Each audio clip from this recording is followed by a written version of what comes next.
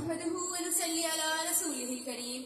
اما بعد فاعوذ باللہ من الشیطان الرجیم بسم اللہ الرحمن الرحیم.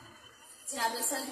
محترمہ اساتذہ کرام اور محفل میں موجود تمام لوگوں کو تسبیح مریم کی جانب سے السلام علیکم. وعلیکم السلام. صدر علی وقار، آج مجھے جس موضوع پر لب کشائی کا موقع ملا ہے وہ ہے میری پہچان میرا پاکستان.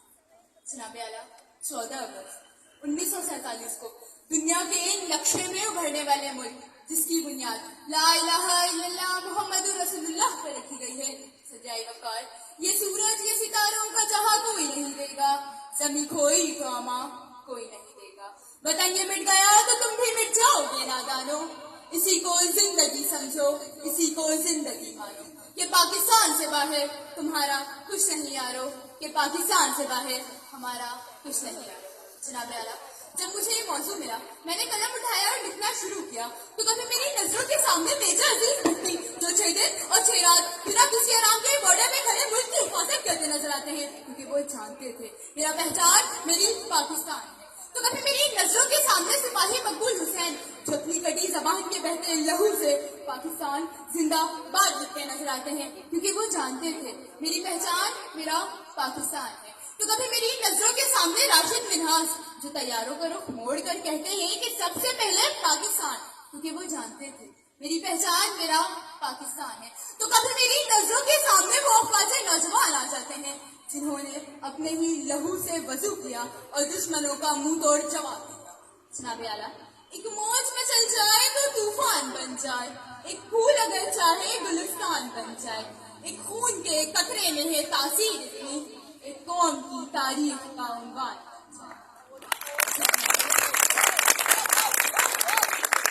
حاضر محفل، جب میں تاریخ کا مطالعہ کرتی ہوں اور خود کو کئی طرح پیچھے محسوس کر کر میں یہ دیکھتی ہوں، جناب اعلیٰ میں یہ دیکھتی ہوں کہ شہیدوں کے لہو سے لکھی گئی تحریر، اقبال کے خوابوں کی تعبیر اور ایک قائد کی انتھک محنت کی تصویر میرا پاکستان. جی ہاں صدر وقار، میرا پاکستان جب زنگ کے شکنجوں کو توڑ کر دنیا کے نقشے پر ابھرتا ہے تو دشمن چند نہیں یہ کہتے ہیں کہ چند سال سے زیادہ نہ چل پائے گا، لیکن جناب اعلیٰ تاریخ گواہ ہے کہ اللہ کے فضل و کرم سے ہم آج بھی قائم و دائم ہیں اور انشاءاللہ ہمیشہ اسی طرح قائم و دائم رہیں گے. اور ہم نے انہیں یہ بتا دیا کہ جب اپنا قافلہ آزمو یقین سے نکلے گا،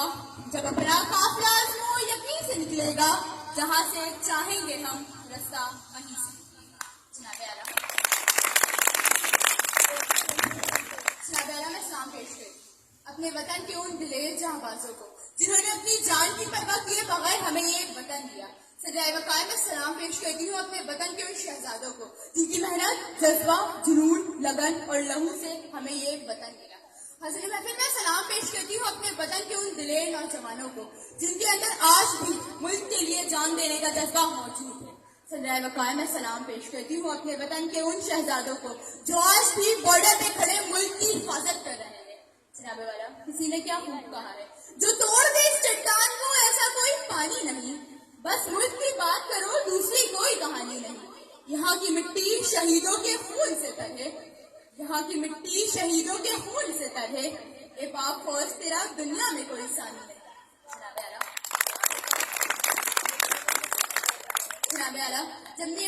اپنے پہچان اپنے پاکستان کا پہلا رخ دیکھتی ہوں تو میں یہ کہتی ہوں کہ ہم آزاد ہیں، لیکن صدر وقار اسی لمحے جب میں اس کا دوسرا رخ دیکھتی ہوں تو میں یہ کہنے پر مجبور ہو جاتی ہوں کہ ہم آزاد تو ہیں لیکن ہم آزاد نہیں. ہم آزاد نہیں اپنی مرضی سے اپنے وطن پہ رہنے کے لیے، ہم آزاد نہیں اپنی مرضی سے اپنے وطن کے فیصلے کرنے کے لیے، ہم آزاد نہیں حق کی بات کہنے کے لیے، ہم آزاد نہیں انصاف کرنے کے لیے، ہم آزاد نہیں مظلوم کا ساتھ دینے کے لیے. اور جناب اعلیٰ، جب اسی لمحے میں ملک کی موجودہ صورتحال پر نظر ڈالتی ہوں، صدر وقار حالات حاضر چیخ چیخ کر مجھے ہر لمحے کی گواہی دے رہی ہے، پھر میں یہ کہنے پر مجبور ہو جاتی ہوں کہ ہوتی رہی جو قوم یک بات پر یکجا، ہوتی رہی جو قوم یک بات پر یکجا، اس قوم کا فقط حاکم ہی اس کی سزا ہے. اپنے الفاظوں کو سمیٹتے ہوئے اپنی تقریر کے اختتام پر یہاں محفل میں موجود تمام لوگوں کے سامنے الفاظوں کا اختتام اپنے الفاظوں میں کہنا چاہوں گی کہ خدا را اٹھیں، آواز اٹھائیں اپنے اور مظلوموں کے حق کے لیے، ورنہ جس چیز کی قدر نہ کی جائے وہ چھن جاتی ہے. اور بچا لیں اپنی پہچان اپنے پاکستان کو. اپنی تقریر کا اختتام اپنے شعر سے کرنا چاہوں گی کہ چمک رہا ہے جہاں چمک رہا ہے جہاں میں یہ میرے فن کی طرح، نہیں ہے وطن کوئی بھی میرے وطن کی طرح. آپ سب کی سماعتوں کا بہت شکریہ.